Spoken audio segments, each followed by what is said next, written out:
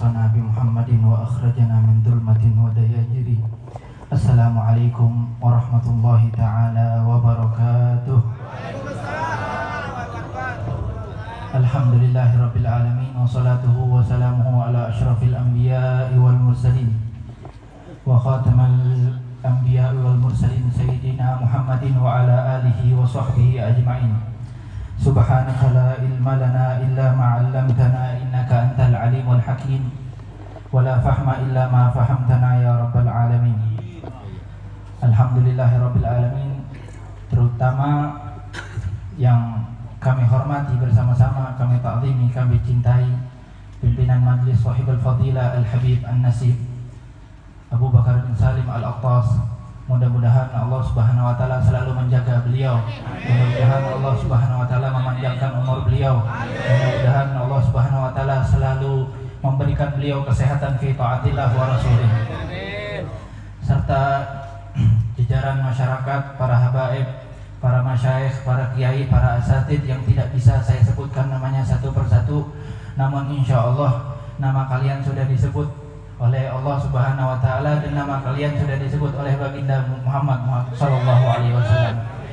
Karena di dalam hadis qudsi dikatakan man dzakarni dzakartuhu. Kata Allah Subhanahu wa taala, barang siapa yang menyebutku aku akan sebutnya kembali. Allahumma shalli ala Muhammad. Mungkin bukan saya sendiri di sini yang merasakan ruhaniyah yang begitu hebat di dalam majlis ini, karena dari awal mula kita membaca Ratibul Attas, kemudian dilanjutkan membaca Asmaul Husna, kemudian dibaca Maulid Tibai. Di sini menurut saya yang saya rasakan, mungkin juga antum merasakan ruhaniyah yang begitu hebat yang menerpa hati kita, karena yang kita baca bukanlah sembarangan bacaan. Kalau kita lihat dari awal yang kita baca itu Ratibul Attas, Al-Imam Umar bin Abdurrahman Al-Attas. Beliau ini seorang imam yang mana cukup pujian muridnya itu Al-Habib Abdullah Al-Haddad. Habib Abdullah Haddad di antara doanya beliau mengatakan, Allahumma arhamni bitawadu'i Umar. Ya Allah, ampuni aku, rahmati aku karena sebab guruku ini Al-Habib Umar bin Abdurrahman Al-Attas ini sangat tawadu. Jadi bayangkan seorang guru ini sangat tawadu kepada muridnya. Enggak sampai di situ, Ratibul Attas pernah ditanyakan daripada muhibbin Al-Habib Umar bin Abdurrahman Al-Attas menanyakan ke Syekh Ali Baras. Syekh Ali Baras ini khadimnya Habib Umar bin Abdurrahman Al-Attas mengatakan, ya Syekh Ali Baras, apa di antara manfaatnya Ratibul Attas? Kita ini sering dianjurkan. Padahal pada saat itu, kalian bayangkan, pada saat itu Al-Habib Umar bin Abdurrahman Al-Attas ini kalau membacanya itu ngumpet-ngumpet. Kenapa? Takut banyak yang menentang. Dan juga di samping itu juga fadilahnya sangat besar. Bukannya pelit, beliau tidak memberitahu masyarakat layak ramai, bukannya pelit. Karena di sana ada sir, ada madad. Di sana ada sesuatu yang khususiyah yang beliau takut kalau beliau tak berikan ke orang lain ini akan bahaya. Oleh karena itu Syekh Ali Baras mengatakan, ma quriya hadzal ratib fi baladin aw makanin aw mahallatin illa atallahu al-aman wa salamah. Jadi tidaklah dibacakan Ratibul Attas ini di satu rumah atau di satu tempat atau di satu negara, ini bakal aman semua, bakal diberikan oleh Allah keselamatan dunia wa fil akhirah. Jadi ini kan janji ya, ini janji. Nanti insya Allah kita ramai-ramai, kalau kita misalkan naudzubillah min dzalik kita tidak selamat, kita tuntut Al-Habib Umar bin Abdurrahman Al-Attas biwasilah siapa? Al-Habib Abu Bakar bin Salim Al-Attas. Jadi fadilah Ratibul Attas ini sangat besar. Ini kalau diceritakan mungkin di sana ada yang mensyarahkan Ratibul Attas ini sampai 2 jilid.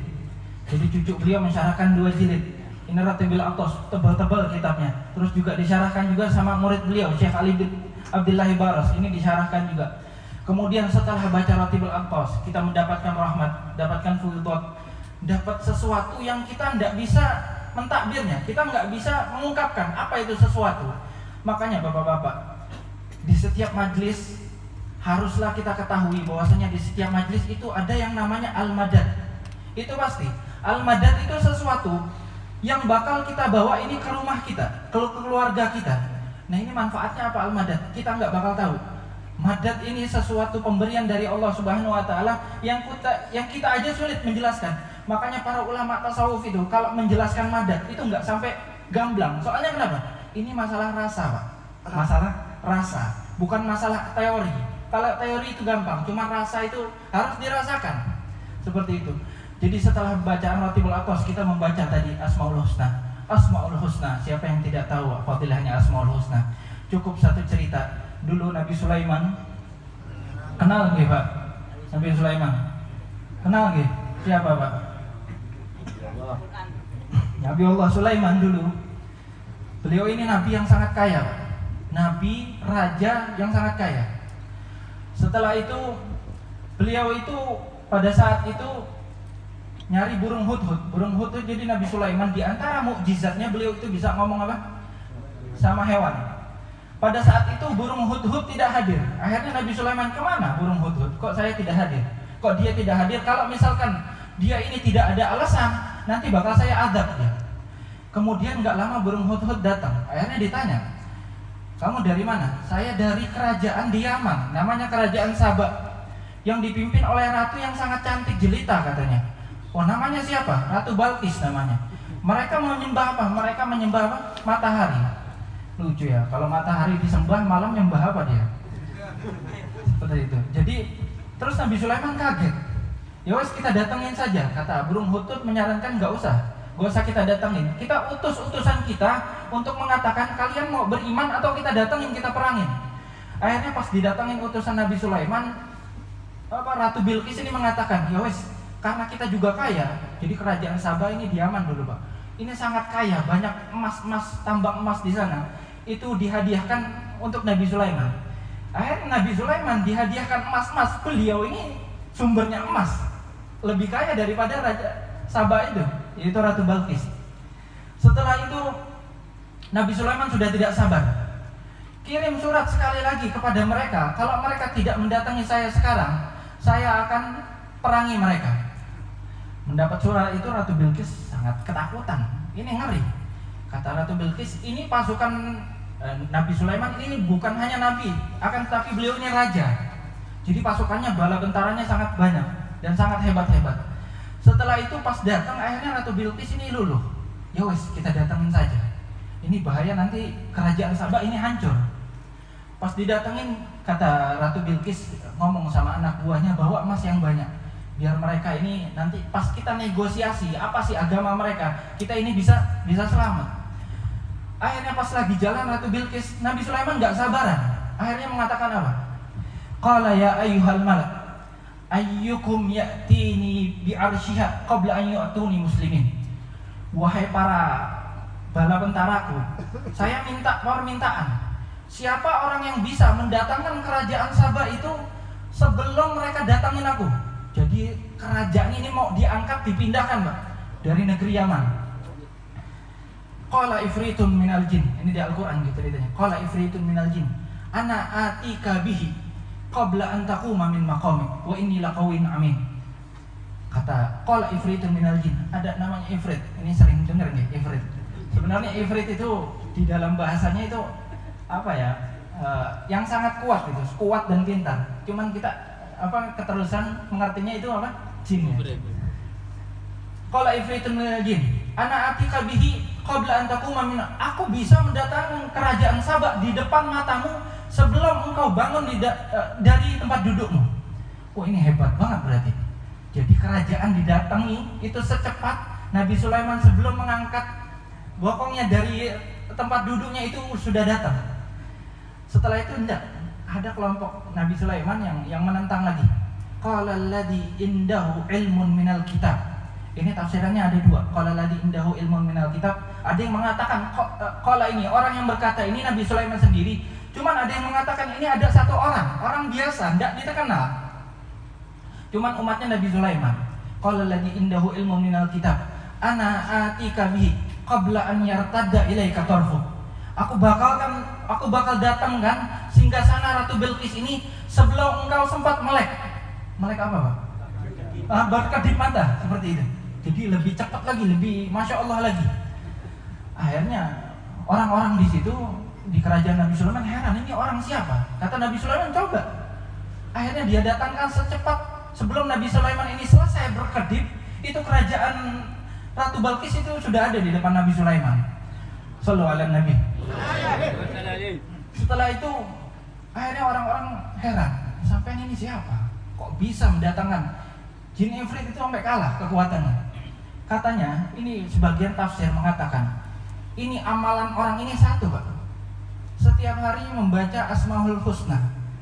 Jadi kalau sampean mau sakti, nggak usah wis apa-apa, sebut aja nama Allah Subhanahu wa Ta'ala. Cuman ingat, menyebut nama Allah itu bukan karena kita sakti, karena kita hambanya Allah. Jadi berbeda tatkala kalian itu menyebut nama Allah karena pengen sakti, antara kita ini menyebut nama Allah karena memang kita ini hambanya Allah. Itu sangat berbeda. Berbeda sekali kita bersalawat kepada Nabi Muhammad SAW karena kita ini menginginkan sesuatu, sama kita berselawat kepada beliau karena kita memang cinta sama beliau. Itu derajatnya sangat beda, Pak. Jadi mudah-mudahan mulai saat ini kita nanti zikir, kita nanti sholat, kita nanti melakukan ibadah apapun, kita akan melakukan semua hal itu karena Allah Subhanahu wa Ta'ala, karena cinta kepada Allah Subhanahu wa Ta'ala. Kemudian setelah kita baca Ratiul Atas, kita baca Asmaul Husna, kemudian baca Maulid. Maulid membicarakan Nabi Muhammad SAW ini gak bakal habis-habis, gak bakal. Makanya disebutkan madihuka qasirun walau ja'a bibadlil majhud. Di Al-Imam Abdurrahman Al-Dibai mengatakan madihuka qasirun walau ja'a bibadlil majhud. Ini yang memujimu ya Rasulullah, ini gak ada apa-apanya, ini masih kurang terus, walaupun dia sudah kerahkan semua tenaga dia. Wa wasifuka ajizun an hasri ma hawaita min khisalil karami wal jud. Dan juga yang mensifatimu ya Rasulullah ini enggak bisa apa-apa, dia ini enggak mampu. Makanya para ulama itu tatkala mengatakan Nabi Muhammad SAW itu enggak. Makanya kebanyakan guru-guru di Turki itu, guru-guru di Turki ini orangnya kebanyakan bahasa kita alay ya, Pak. Bahasa kita alay. Soalnya mereka banyak yang lembut hatinya. Itu banyak guru-guru kita di sana itu kalau menyebutkan Nabi Muhammad SAW menaruh tangannya di dada, terus habis itu nangis seperti itu. Karena Nabi Muhammad SAW ini tatkala mulut kita bisa menyebutkan nama Nabi Muhammad SAW itu jangan dikira biasa, Pak. Itu luar biasa dari Allah Subhanahu Wa Ta'ala. Saya berani sumpah di sini bukan semua orang itu diizinkan oleh Allah Subhanahu Wa Ta'ala menyebut nama besar Nabi Muhammad SAW. Karena yang kita sebut ini siapa, Pak? Kekasihnya Allah Subhanahu wa Ta'ala, makanya nggak sembarangan. Makanya ada orang yang menyebut nama Nabi Muhammad cuman kok biasa-biasa aja, karena Allah tutup. Naudzubillah min dzalik. Makanya hati-hati, Pak. Jadi kalau kita menyebut nama Nabi Muhammad SAW, setidaknya kita ini mempunyai rasa ya Rasulullah, kita ini sebenarnya cinta kepadamu. Akan tetapi kita ini orang-orang lemah. Kita bukan setiap hari, Pak, berdosa. Kita bukan setiap menit, setiap detik kita berdosa, Pak. Makanya kita nggak bisa menikmati rasanya zikirullah, rasanya menyebut nama Nabi Muhammad SAW. Karena kenapa? Kita nih hijabnya terlalu gede, terlalu besar. Oleh karena itu kita ingin membuka hijab tadi, tembok yang sangat besar tadi. Di antara caranya ini, Pak, hadir majlis-majlis seperti ini. Makanya saya kasih tahu caranya. Ini ada 4 cara, Pak. Sebenarnya ya, sampai kalau mau langsung sampai ke Allah Subhanahu Wa Ta'ala, sampai ini merasa nikmat zikir, merasa nikmat menyebut nama Nabi Muhammad, ini ada 4 cara. Yang pertama, sampean tuh harus setiap detik harus menakut-nakuti diri sampean. Takut-takuti setiap hari itu, wah nanti aku mati ini di kuburan sendirian, terus neraka, wes ditakut-takuti setiap hari. Ini kayaknya nakut-nakuti diri kita ini saking kerasnya udah gak takut lagi. Yang kedua ini caranya, sampean harus iming-imingi setiap hari. Wah kita harus berzikir karena di sana ada surga. Kita harus berselawat kepada Nabi Muhammad SAW karena di sana ada pahala yang besar. Kalau kita ini, Pak, orang-orang awam, kayaknya nama pahala itu cuma di mulut toh, di hati kita nggak berasa. Apa itu pahala? Pernah ada yang lihat pahala? Iya, nggak ada. Nah makanya ini cara yang kedua. Cara yang ketiga ini yang paling agung. Apalagi ini kita nggak bakal sampai ke sini. Kita kalau mau lazat menyebut nama Allah, itu harus di dalam hati kita itu ada kecintaan kepada Allah Subhanahu Wa Ta'ala. Kita mengatakan bahwasanya kita cinta kepada Allah Subhanahu Wa Ta'ala, memang ini di mulut, cuman sampai hati itu benar-benar berpegang teguh bahwasanya kita cinta kepada Allah sehingga nanti berpengaruh kehidupan kita itu sangat jauh. Itu cara yang ketiga. Cara yang keempat, nah ini cara yang keempat yang saya usulkan bagi diri saya dan para jenengan ini. Cara keempat ini al-julus al-mujalasah inda ahlillah. Sampean harus sering duduk-duduk sama orang-orang soleh. Orang-orang soleh itu, Pak, mereka mempunyai aura yang lain. Mereka itu, makanya Rasulullah SAW, beliau ini sayyidus sholihin. pemimpinnya para orang soleh. Beliau itu apabila sebelum diangkat jadi nabi, beliau itu kalau ke gunung, bukan hanya orang Mbak mengucapkan salam, batu sama apa? Sama pohonan itu mengucapkan assalamualaikum ya Rasulullah. Kenapa? Aura beliau sangat kuat. Begitu juga aura para sahabat, begitu juga aura para tabiin, begitu juga aura para ulama sampai sekarang. Makanya aura Nabi Muhammad SAW ini nggak bakal hilang Mbak. Selagi ada orang alim, selagi ada para habaib, selagi ada para kiai, ini aura Nabi Muhammad SAW nggak bakal hilang. Makanya Habib Abu Bakar bin Abdillah Al-Attas, Habib Abu Bakar Abdillah Al-Attas ini gurunya Habib Ali Hafsi yang ngarang kitab apa? Simtud Durar. Beliau ini mengatakan, kalau ada orang, ini semua orang yang di zamanku aku jamin masuk surga. Beliau mengatakan seperti itu. Berani banget Habib Abu Bakar. Beliau udah tahu apa yang akan terjadi. Jadi beliau menjamin semua. Makanya selagi Habib Abu Bakar bin Salim Al-Attas ini sahibul majlis masih bersambung sanadnya. Kapan lagi Pak? Al-umur qasir wal amal qalil. Umur kita ini dikit, amal kita sedikit. Makanya kapan lagi? Sampai mau ibadah berbanyak-banyak itu mustahil. Sampai mau sholawat ribuan kali dengan khusyuk itu mustahil. Satu kali aja kadang bingung. Oke. Makanya yang saya anjurkan ini hadir majlis seperti ini. Untuk apa? Untuk mengingatkan lagi hati kita ini bahwasanya kita ini di dunia punya kewajiban. Kita ini punya Allah Subhanahu wa taala. Kita ini punya Nabi Muhammad SAW. Oleh karena itu mungkin mudah-mudahan berkat majlis ini kita pulang ke rumah Pak. Jadi apa yang kita dapatkan di majlis ini, setidaknya satu sampean jangan tinggalkan. Misalkan sampean niat di sini, insya Allah setelah ini saya nggak bakal ninggalkan sholat witir seumur hidup saya janji. Nanti kalau lepas janjinya, perbarui lagi janji. Makanya majlis-majlis seperti ini biasanya dibuat untuk apa? Untuk perjanjian Pak, antara kita dan Allah Subhanahu wa taala. Makanya tadi bagus banget menurut saya tatkala doa Asmaul Husna itu dibacakan, itu Habib Abu Bakar menyerahkan kita atau menyilahkan kita untuk berdoa masing-masing. Kita ini Pak, saya sarankan ya, kalau doa itu nggak usah kebanyakan sighah atau lafaz. Sampai nggak usah mikir saya nggak bisa bahasa Arab, doanya Allah Subhanahu wa taala nggak perlu bahasa kita Pak. Allah Subhanahu wa taala nggak perlu bahasa kita. Allah sudah lebih tahu sebelum sampean mengucapkan. Sebelum sampean lahir di dunia ini Allah sudah tahu sampean akan mengatakan apa. Akan tetapi Allah menginginkan kita ini jujur atau tidak tatkala berdoa kepada Allah Subhanahu wa taala. Oleh karena itu, tatkala berdoa, enggak usah bingung, ucapkan apa yang keluar, bahasa Indonesia, bahasa Jawa, bahasa Thailand sekalian. Jadi enggak usah bingung, Pak. Allah Subhanahu wa taala paham. Yang penting sampean ini jujur. Minta kadang Allahumma sholli ala Rabbana atina fid dunya hasanah. Ini kadang otak kita kemana-mana. Percuma. Kita mengucapkan astagfirullahaladzim, hati kita kemana-mana. Ya percuma. Lebih baik kita, ya Allah maafkan aku ya Allah. Cuman benar-benar. Sampean pernah lihat anak kecil? Mungkin pernah mengalami juga. Anak kecil ini kalau minta ke orang tua, minta mainan itu sampai nangis-nangis, kadang guling-gulingan di jalanan. Allah menginginkan kita seperti itu. Ana indal munkasirati qulubuhum min ajli, kata Allah Subhanahu wa taala. Aku nih bersama hamba-hambaku yang hatinya lagi hancur karena aku, tapi hancur karena dunia ya enggak. Oleh karena itu mudah-mudahan dari hari sekarang kita bakal memperbarui janji kita kepada Allah Subhanahu. Satu aja Pak, gak usah banyak-banyak.